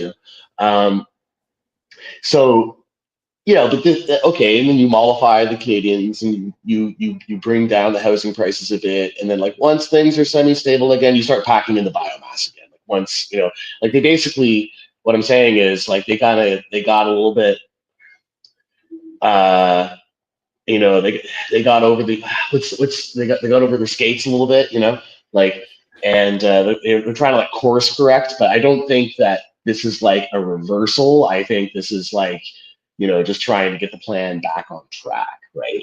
But I also think, to go back to like the original like theme of this episode, that a lot of Carney's rhetoric is actually like they're trying to gas Canadians up for a more oppositional relationship to the U.S. precisely because the globalist pukes want to turn Canada into a problem for the U.S. Because if the U.S. is trying to, it suddenly has to deal with like this huge problem on its northern border, even if it's just like a big trade war. Let me jump in real quick, because I want to kind of frame this where I think you're going, at least partially. If in fact it can be said that we're entering a phase of increased competition at a minimum between the United States and Canada, and that tensions are high, what is the United States able to do to Canada in order to bend it to its will? And that touches upon, what are the effects of this tariff stuff going on right now from a Canadian perspective. But then in the other direction, what's going on with what Canada can do to the U.S. if it wishes to, if anything, I don't know. So maybe you can touch on those 2 points, John Carter, and then we'll move around to JF and Kryptos, and then we'll probably have to close at that point. Let's see, based on the time. I think the main thing Canada can do to the U.S. is restrict the sale of natural resources, oil, minerals, and so on. And turn a giant blind eye to the flow of fentanyl across the border, things like that. In terms of what the U.S. can do to Canada, I mean, a hell of a lot more, frankly. Like everything from the tariffs that they're already putting into place to a very concerted propaganda campaign waged through the media, through social media, and so on. Up to and including military invasion. I mean, like your average American military fort on the northern border could probably take over. I mean, Fort Drum could probably conquer Canada in like an afternoon if they wanted to. So America has a lot of options on the table for dealing with Canada, a lot more than Canada does for dealing with the U.S. So do you really think that are Canadians actually taking this idea of military invasion seriously? No, I don't know. I don't. No, I think that's completely absurd, and I don't see that happening at all. I think when I talk about the Ukrainification of Canada, I don't really see that going beyond media war and trade war. But hey, I mean, it took the Ukraine 10 years, 8 years before that turned into an actual shooting war. So you never know. Sufficient propaganda. And I mean, I had an essay about this where I sort of spitballed like a scenario where, the trade war escalates to the point that Alberta just says we're out, which Alberta is always talking about leading. They're actually, in my opinion, Alberta is more likely to separate from Canada than Quebec is in the short term. Then the Laurentians are like, oh crap, without Alberta and its oil revenue, we're going to go broke. So we can't let that happen. So next thing you know, the Canadian military gets deployed into Alberta to arrest their government and restore order, which is not so different from what happened in the Red River Rebellion back in the 19th century.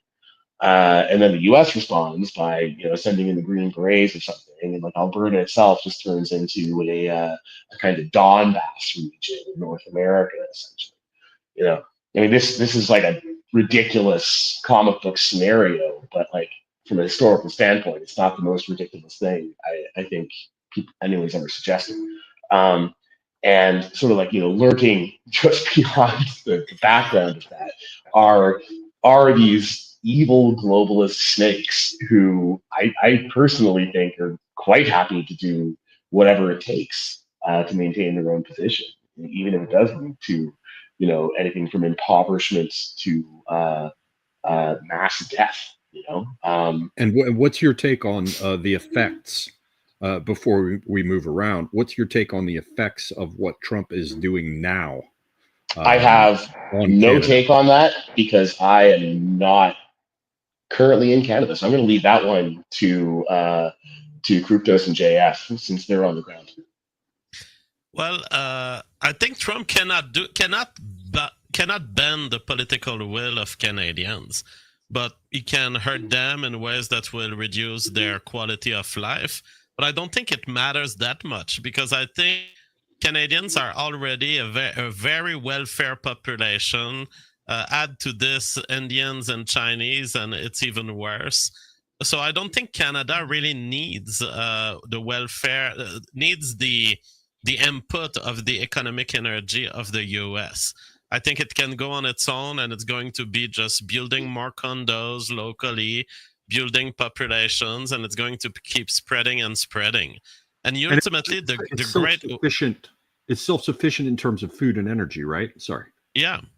And so yeah, you're going to have less of a consumerism lifestyle, which actually might be good for Canada because you have this old boomer hedonism, the dream of having a motorcycle. It's like, shut the fuck up with your motorcycle and start living your life as an adult.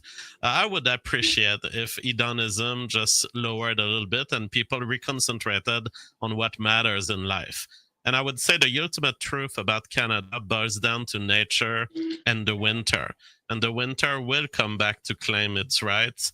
And we have done something extremely unnatural in importing these populations that are out of their sector of natural survival. We have brown people in basically an Arctic nation. And ultimately, it will boil down to this. You're going to have a reconcentration of brown people at the very, very southern part of Canada, and ultimately more northern. You're going to have those who can handle that climate, and it's going to be white people, just like it is in Russia, just like it is in Siberia, just like it is in Sweden, just like it is in the UK. Ultimately, winter will come to bite the plans of the bureaucracy. And you'll be stuck with a bunch of Indians at your border, America. And what do you think, just to make sure this was covered as well, do you think that there is anything further that Canada can do in retaliation to make life hard for the Americans? Oh, no. It can just go on its own, and there will be a slight economical punishment for both sides.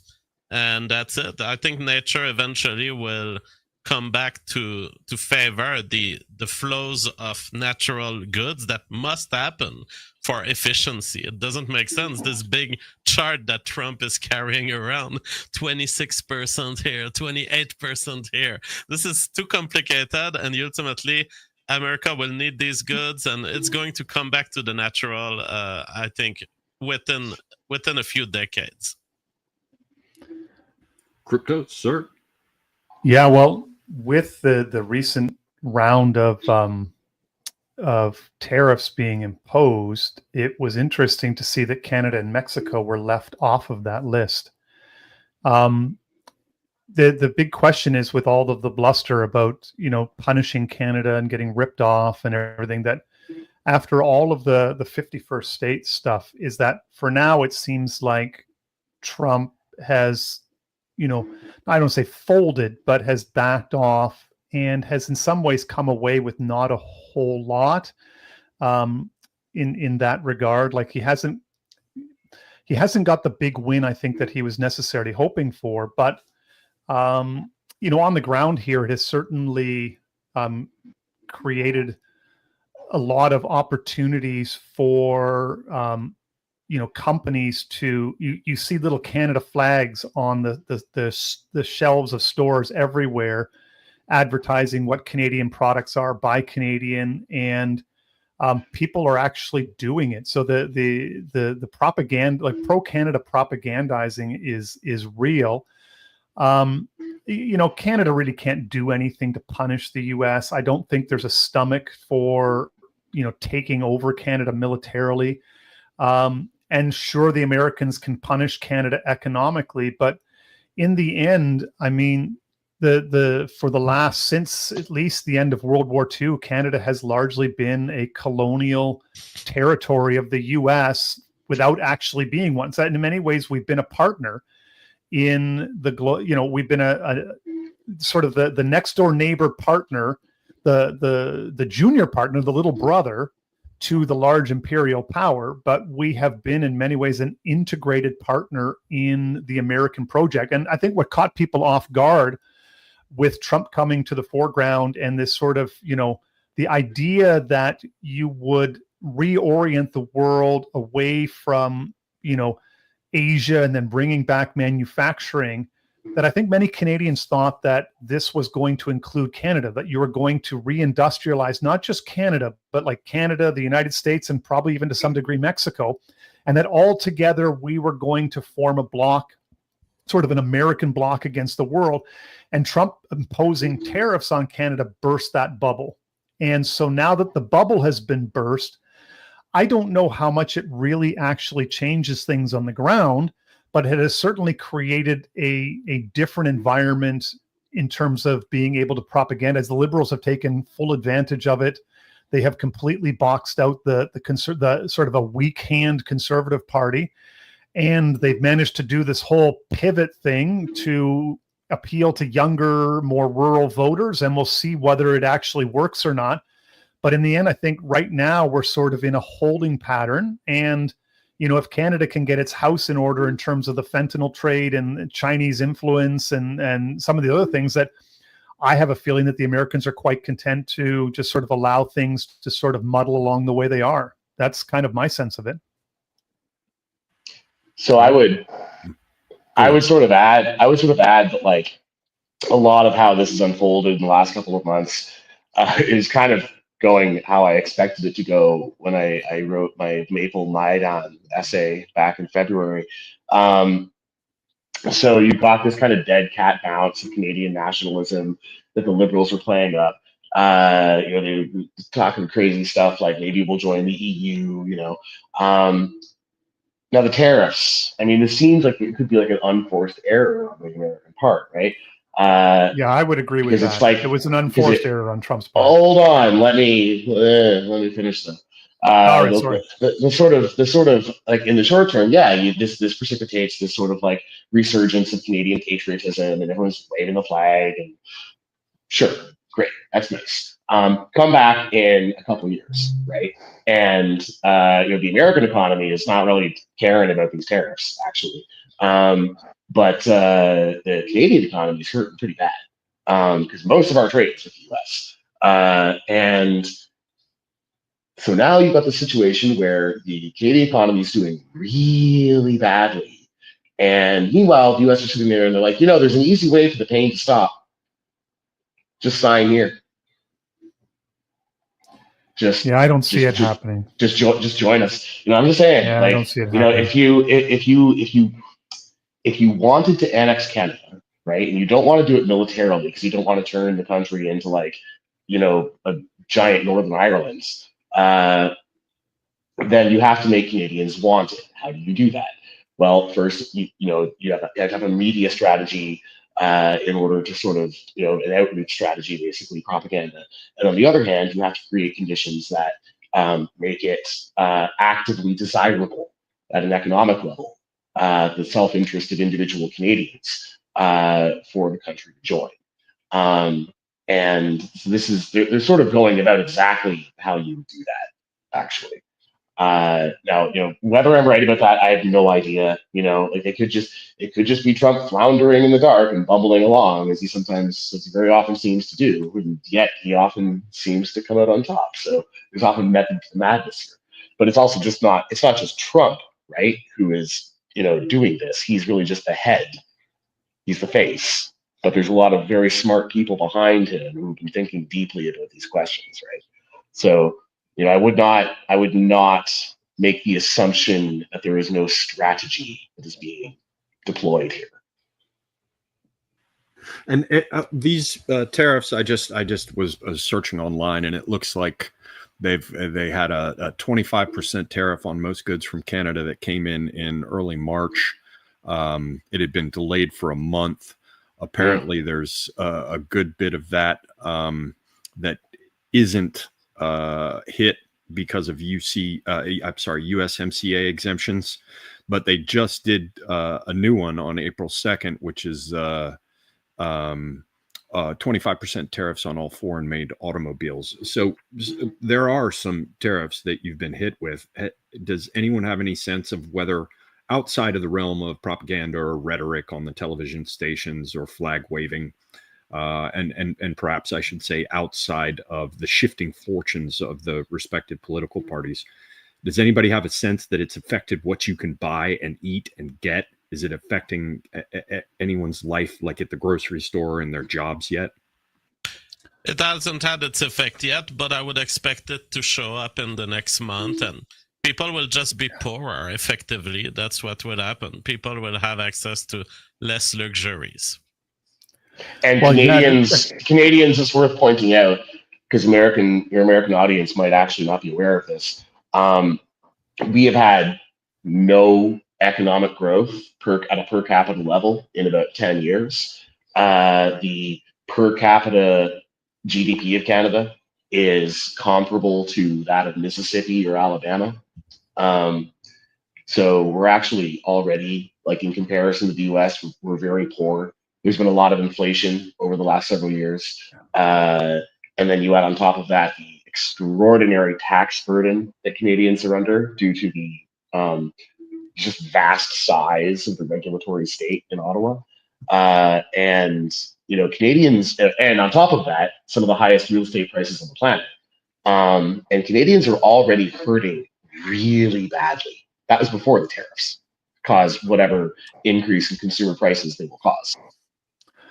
Well, as part of the pivot, they got rid of the carbon taxes on gasoline. So gas prices dropped 20 cents a liter. So effectively, like per gallon. So if you have like 4 liters per gallon, it's like gas dropping 80 cents a gallon. Note, by the way, that they did not actually get rid of. Well, no, but at the pump, it's gotten rid of, though. Yeah. All Carney did was he set the tax to 0, but the tax is still there in the books to be reactivated whenever they want, right? Yeah, and like Carney is fixing the glitch. They're taking a bit of pressure off of the bridle because the mount was starting to get a little bit restive. That's all that's happening. That's classic. The long-term plan, the long-term plan has not changed. Carney is like, I mean, look at the man's career. Look at everything he's ever said. I mean, like, you know what this man is about. Like, this is not a real pivot. It's you know, you almost need to create an enemies list of Laurentians and then just sort of let that's just the list of Laurentians. Yeah, and then the Quebec, we can let the Quebec separatists kind of go to work, you know, revive all of the 70s radicals and just let them kind of go to work on the enemies list. And then you know, where's the FLQ when you need them? The North does things to people, you know. Yeah. So well, all right, gentlemen, we're coming up on 2 hours, and I want to make sure that you all have time to promote yourselves again and tell people where to follow you and where to connect. It's been an excellent conversation. I certainly have learned a lot, though, given the fact that I'm an American. Of course, I'm going to learn a lot about Canada if I listen at all, because we know fuck all about it. So this has been an excellent opportunity for me to get some sense of what's going on. So thank you all very much to all three of you. So going around the circle again, because some of the people might not have been here at the outset of the conversation, please tell everybody where they can follow you and mention if you have any streams or projects coming up, so that we can hopefully drive some people your way in terms of your I would material. say one aspect we haven't talked about at all is the geopolitical aspect worldwide, because I think that with the distanciation from Canada that Trump is doing with the tariffs comes the fact that Trump is also creating an America for itself and independent from even the UN or other organizations. And traditionally, Canada had been a supplementary voice that would systematically side with the US, but lately it hasn't been. And so in a way, Canada has detached itself and has made it uninteresting for the US to have just one more voice that is military or that speaks pro-Palestinian or that does all the things that Trump doesn't see in his vision of a America plus Israel against the whole world. If you want to hear more about this or about any other thing, join my Rumble channel at JFG Tonight. And he's of course on X. Please follow him there as well. JF Garrier P. All right. Thank you, JF. And Kryptos. Yes.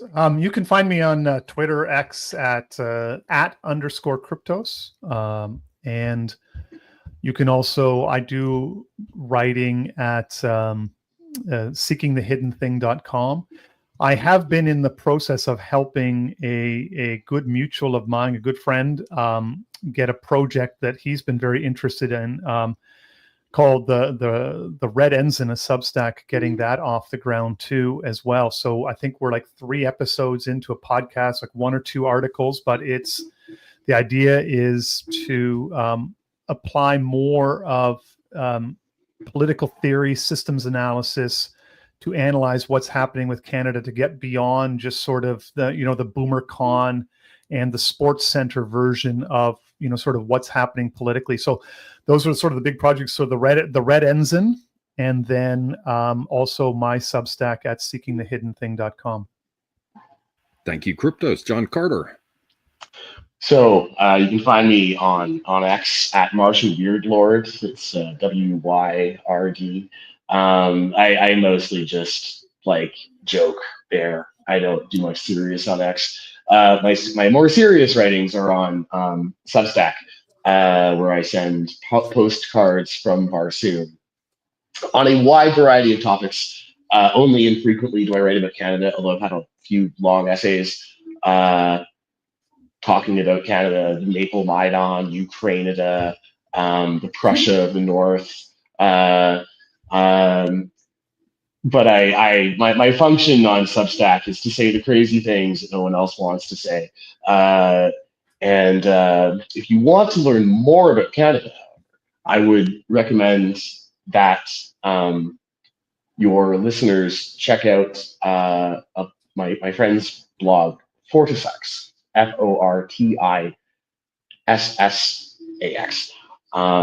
He basically focuses exclusively on Canada. The man is an absolute font of knowledge about Canadian history and ethnography, political background, everything. And he is extremely based.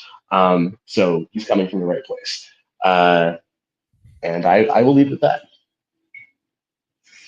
Excellent, gentlemen. Well, I thank you all very much for being here. And I thank everyone for joining us to listen. Please do go and check out each of the guests and consider giving them a follow. It's been a pleasure to be here. Thank you all. And until next time, I am Semiagog, and I am out.